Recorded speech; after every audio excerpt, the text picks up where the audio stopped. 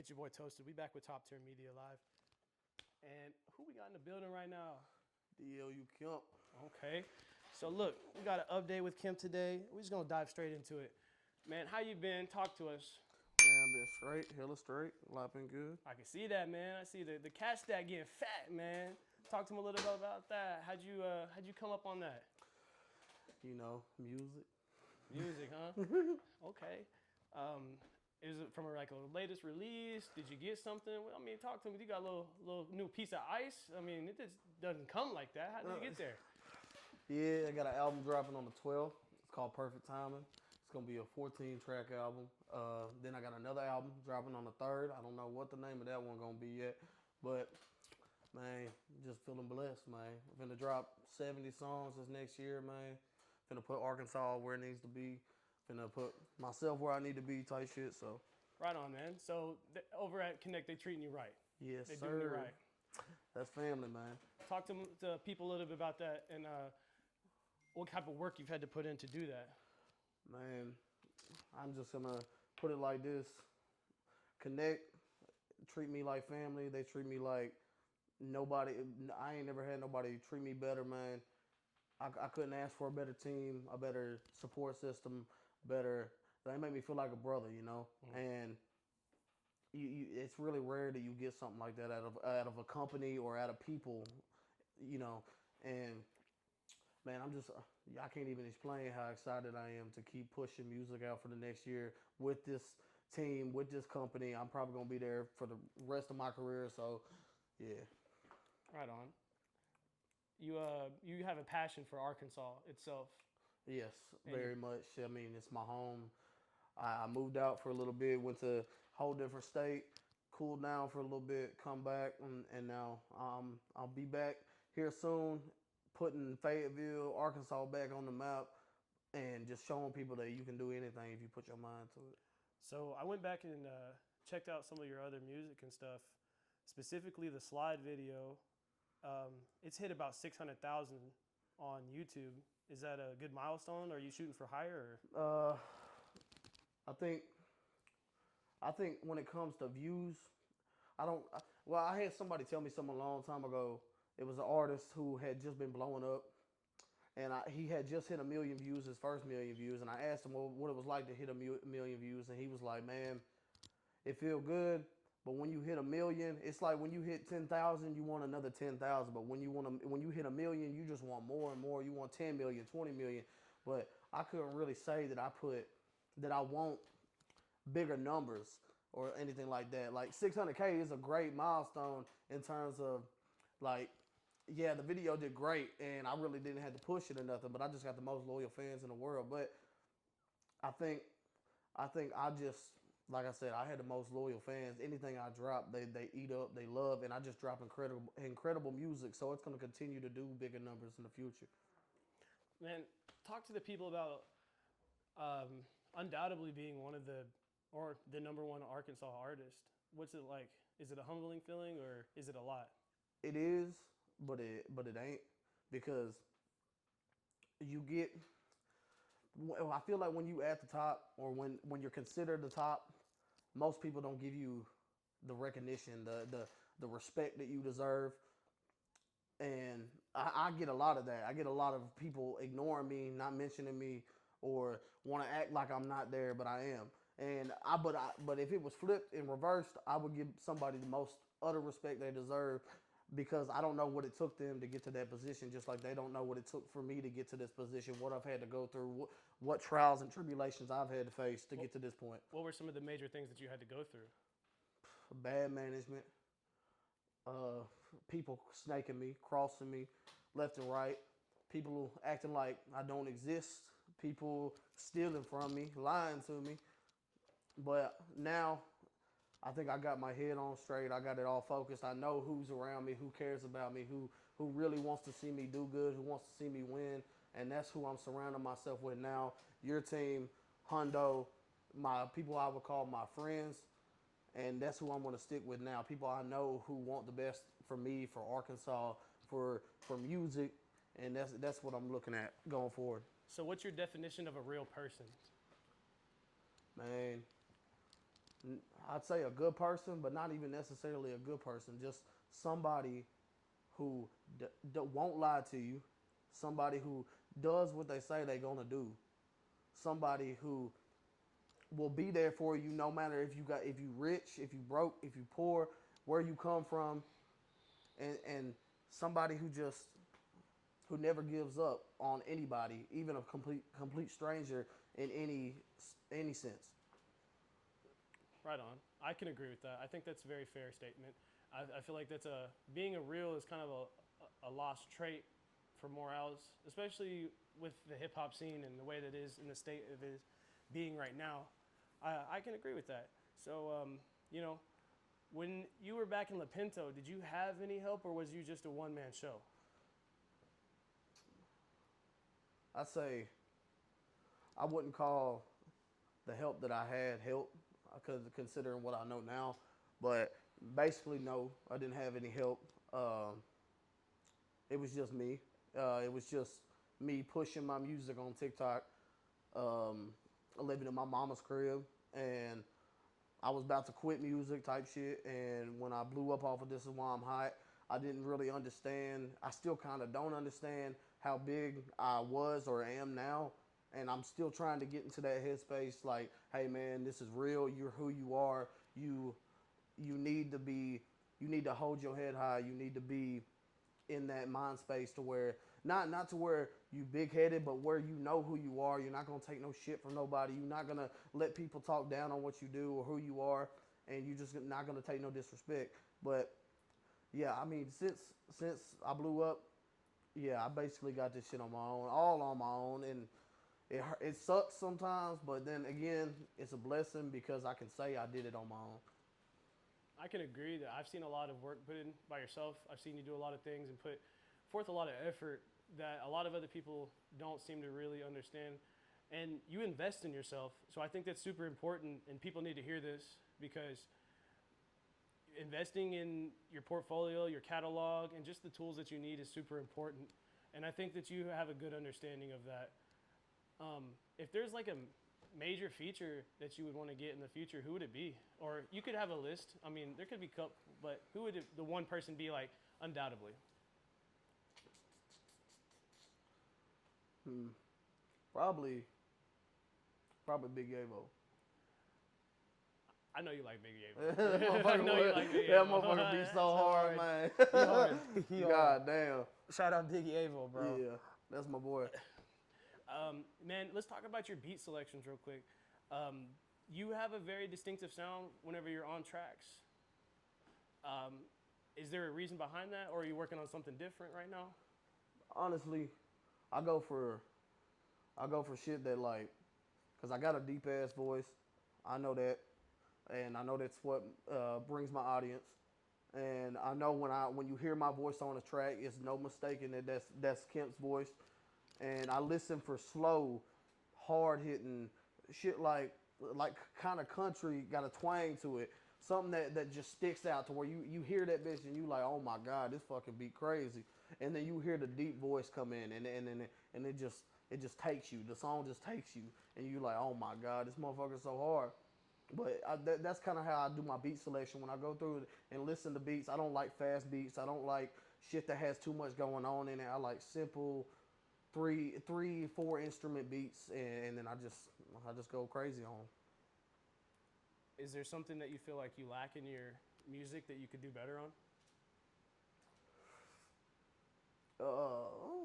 Maybe. I feel like I could look towards maybe like doing different shit, maybe like different variety of songs, like different category, different genre maybe. I could switch up the genre. I could go country rap. I could do something, but I don't really want to steer away from what I know best, and that's really ghetto hood rap. Okay. And if you're good at it, why beat it broken? It's not broken, don't fix it. Yeah. I feel that. Yeah. It's completely. Are you the same person on camera that you are behind the camera? Because not everybody gets to see the goofy side and like the charismatic side of Kemp. I feel like most people, I try not to be that person in some situations, because that's how you get hurt. Whenever you show somebody like you might be the same as them in terms of like, hey, I can laugh, I can joke, I can have fun too. I can understand where you coming from because some people don't. They got malicious intent. They want to hurt you. They want to take things from you. They don't want to give you respect. And see, I'm in the sense of, am I hood off camera as I am in camera? Yes. But am I also understanding and I'm not always, because there's motherfuckers who gangsta on camera and just gangsta and serious throughout all of life, and they can't play, they can't joke around, they can't have friends. Well, being gangsta doesn't have to necessarily mean that you're, hard and shit like that. Being gangsta exactly. means like taking care of the hood and take care of Exactly, your people. exactly. But Doing it on your own independence. exactly, and I don't like to show the goofy side of me all the time. Only with my friends, with you, Hundo, Right. with certain people who I care about, who I love, because y'all know me personally, and not everybody knows me personally. Not everybody knows who Kemp is. They just see me on camera and they judge me right off the bat. But then somebody like you who knows me personally, you can correct them and be like, you don't even know Kemp like that. He's a good guy. Yada yada yada. Right. So I think it's important to know when to differentiate your styles, when you need to be business, when you need to be corporate, need to be gangster. That's all different. But, having to hone in on the proper telltale signs of when to be that is very, very important to, I feel like, the status of anybody that has any type of influence. And I think you do a good job at giving people the energy that deserve it versus having to just give it out to people. Because I feel like you're very sparing with that. But whenever you care hard. yeah. Because I'm the same way. I think it's important though, because you don't always have to be hard. So talk to the people about these new projects you have coming up with Hundo. What's the next steps in DLU Kemp's career? I'm looking to, hopefully, in the next 6 months to a year, I'm looking to drop 70, 80 songs. Most of them done by Hundo, produced by Hundo, hopefully. We're going to lock in. We're going to get in the booth. We're going to push out as many songs as we possibly can, push out as many videos as we possibly can, so we can take top tier media. We can take Kemp, DLU Records. We can take this side of Arkansas to the next level. And I'm just hoping to really tap into Fayetteville, tap into the scene here, and just stir some shit up and stay the biggest rapper in this state. Push it even further than that. I want to be the biggest rapper in the South. I want to be huge, and I want to take top tier media, Hundo, with me because he deserves it. Y'all deserve it. Type shit. So 250 million streams plus. I mean, it's probably at what, like 300 now. So we got 300 million streams right now. What's that feel like? Can you describe that? It's a different feeling. It's a mix of good and bad sometimes. It's like good, you be like, damn, like 300 million times my song's done been played. And it makes you feel like what you do in the studio, all the hours you put in the studio, the stuff that comes out of your head into the mic, it means something to somebody. It means something to people. You have power in this world because what you say, people will listen to. They will listen to you speak. They hear what you say and they take it and interpret it in their own way. And then the bad side, it can be, why ain't I bigger? Why don't I have more publicity? Why don't people take me more serious or something like that? Those are just thoughts that everybody has as an artist. You might have thoughts that your shit sucks. You might have thoughts that your shit won't get nowhere. You might have thoughts that, who knows? But it's an undescribable feeling. It really is, knowing that I have that much reach. What's it like being Arkansas's big bro? Like, do you feel that way? Because there's a lot of people that look up to you. Even when we were shooting our music video earlier, there was people saying your name when they were driving by, and what's it feel like to be heard and known? I feel like I'm like 75% of the way there. Like I'm not, like Youngboy said in an interview a long time ago when he was doing the shoe shopping at Complex. He was like, I can still walk through the mall, so I ain't a star all the way yet. That's what I kind of feel. I can still walk through the city. I can still walk through the mall here in Fayetteville, and some people not know who I am. Some people might know who I am. Some people will, whatever. I'll take pictures. But that's what I mean. I can still walk through certain places and nobody know who I am. But and that's what I want to get to. I want to get to that level of fucking fame or that level of being known to where I can't walk through the fucking street without getting mobbed. I can't walk through the mall without getting mobbed. Because that means I feel like that at that moment you have definitely made it, you know? Like you've done something that nobody, because nobody in Arkansas has ever been that famous. Facts. Nobody. And it's crazy to think that I could be there like in 4 or 5 years, because I'm on the way now. If you had to pick a certain rapper or group from Arkansas that you think are doing their thing and they're doing it right, who would it be? Besides us, obviously, you know, you give us a lot of credit, but there's got to be somebody out there that you acknowledge. Rue. Rue? Mm-hmm. I see him a lot with the Arkansas Athletics. They let him come in there and fuck with the football team a lot. And they play his stuff in the locker room a lot. There's a lot of people that think he's hard. I think he's one of the best to probably ever come out the state. I agree. I think, what is it, Button? That song was on everybody's playlist for a while, bro. People still play that stuff and get hyped. The Siri junk. The one where for featuring Siri. That's the yeah. That's the one. Is that Button? That's Button. Mm. He said, "Siri, who fucking with me?" Man, so I know that you do a lot of samples. You do a lot of cover songs. You know, what inspired you to be able to get out of the cover song thing and be like, no, I'm gonna make original hits? I think probably the fact that you don't want to get copyrighted. That's fair. Yeah. That's so fair. That's so fair. Probably just that. So, I mean, let's talk about the other things. And, you know, I mean, not everything is glitz and glims in the rap life. Talk to me about the things that, you know, that people need to really hear. What's something that you think that somebody should take the time on and understand? Or a piece of information that would save somebody some time? I think that if you're thinking about doing this shit, this music shit, if you're thinking that you want to do it and you got doubts in your head or you're scared to post on social media, something like that, my advice would be to just fucking do it. Don't wait around on nobody. Don't say you'll do it next year. Don't say you'll do it in a month, 6 months. Just post. Just get your music out there, get it heard, put it on streaming platforms, and do the best possible thing that you can. I don't care what kind of situation you're in. I don't care if you're broke. I don't care if you got 5 kids. I don't care. It doesn't matter. Do whatever you got to do. Put your music out there. If you feel like you got the talent and you can blow, put it out there. Because if I can do this and I got 250 million streams and I'm independent and I don't have a label and I got all this money and I can make it out of a 2,000 people town, then you can do it. It's no doubt about it. Anybody can do this shit. It's not hard. I mean, it's hard as fuck. But I mean, at the same time, once this money starts coming in, that's it. Once you get one song, a hit song, you will be rich for the rest of your life.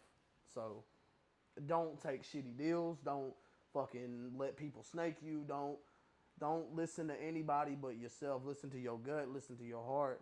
And you'll be straight. So for the people that don't know, what does DLU stand for? Stands for Don't Let Up. Why did you choose those words? I think back in 2015, I was rapping under just Kemp. I had a little buzz going, not nothing big at all, really. It was just mainly in my head, honestly. But I had some people fuck me over, and I was down bad for a little bit. Quit rapping, and I had quit rapping for so long that I don't know, I really forgot how to do it and shit. And then I come back, and I was like, I had just decided enough was enough. I was tired of working 2 jobs, tired of working at this fucking cabinet factory I was working at, being broke as fuck all the time, still couldn't pay my fucking bills. I didn't want to fucking go to fucking jail for doing dumb shit. So I was like, you know what, I'm going to do this rapping shit, and this time I ain't stopping for shit. I'm not going to let nobody hold me back, not going to let nobody tell me my shit suck, none of that shit.